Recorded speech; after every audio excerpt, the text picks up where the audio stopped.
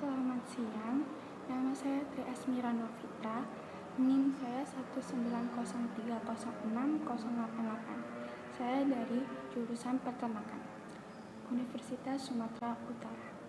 Di sini saya akan menjelaskan metabolisme dalam rumen. Yang pertama itu ada metabolisme karbohidrat. Pencernaan karbohidrat dalam rumen. Yang pertama ada kurang dari 60-70% pakan rumenansia terdiri atas karbohidrat atau polisakarida. Karbohidrat tersebut terdapat dalam pakan kasar atau hijauan, selulosa, hemiselulosa, dan lignin. Yang ketiga, proses fermentasi atau pencernaan karbohidrat dalam rumenansia dilakukan oleh mikroba. Hasil utamanya adalah VFA, terutama asetat atau C2, propinat atau C3, dan butirat atau C4.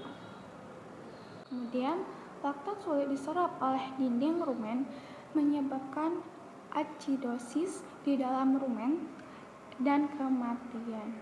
Konversi pirufat menjadi asetat dan butirat menghasilkan CO2 dan H2. Ada metabolisme protein. Protein pakan sama dengan protein kasar.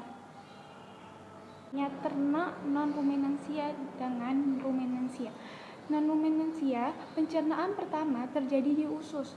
Hasilnya adalah asam amino. Sedangkan rumenansia, pencernaan pertama terjadi di rumen. Hasil pencernaannya asam amino, peptida, dan NAH3. Protein kasar yang masuk ke dalam rumen berasal dari satu, pakan, yang kedua saliva. Protein dalam rumen. Yang pertama, di dalam rumen, protein mengalami hidrolisis oleh enzim proteolisis mikroba rumen menjadi peptida.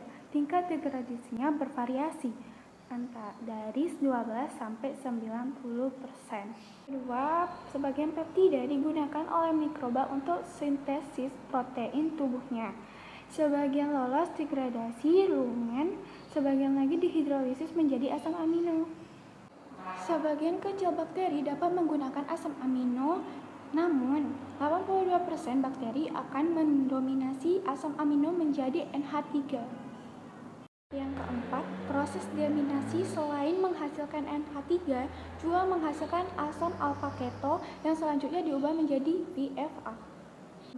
Protein yang tahan degradasi langsung masuk ke dalam abomasum dan usus dan mengalami pencernaan seperti pada ternak monogastrik. Rumen akan masuk ke dalam usus ternak rumenansia berupa protein, oligopeptida, asam amino, protein, dan mikroba.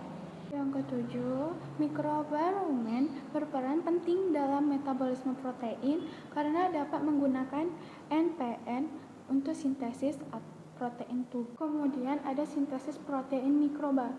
Yang pertama itu ada amino. Amino adalah sumber yang penting bagi mikroba rumen, sehingga konsentrasinya perlu kita kendalikan agar pertumbuhan mikroba rumen optimal. Yang terakhir adalah metabolisme lemak. Lemak dalam pakan rumenansia terdapat dalam pakan hijauan maupun konsentrat. Kedua adalah kandungan lemak dalam hijauan berkisaran 3-10%. Terdiri dari glukolipid.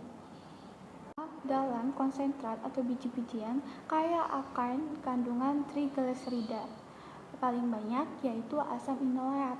Selanjutnya, lemak di dalam rumen terdapat bentuk yang pertama, terikat dalam fraksi pakan berkisaran 80,3%. Yang kedua, fraksi protozoa 5,6%, dan yang terakhir adalah fraksi bakteri berkisaran 4,1%. Pencernaan lemak dalam rumen mengalami dua proses. Yang pertama itu ada lipolisis. Lemak atau trigliserol dihidrolisis oleh bakteri rumen menghasilkan gliserol dan asam lemak serta galak. Yang kedua ada biohidrogenase. Asam lemak tidak jenuh oleat 18:1, linoleat 18:2, dan linoleat 18:3 mengalami penjenuhan dengan penambahan H positif hidrogenase dengan hasil akhir asam stearat 18:0. Adalah penyerapan lemak. Yang pertama, asam lemak hasil hidrolisis yang berantai pendek diserap oleh dinding rumen.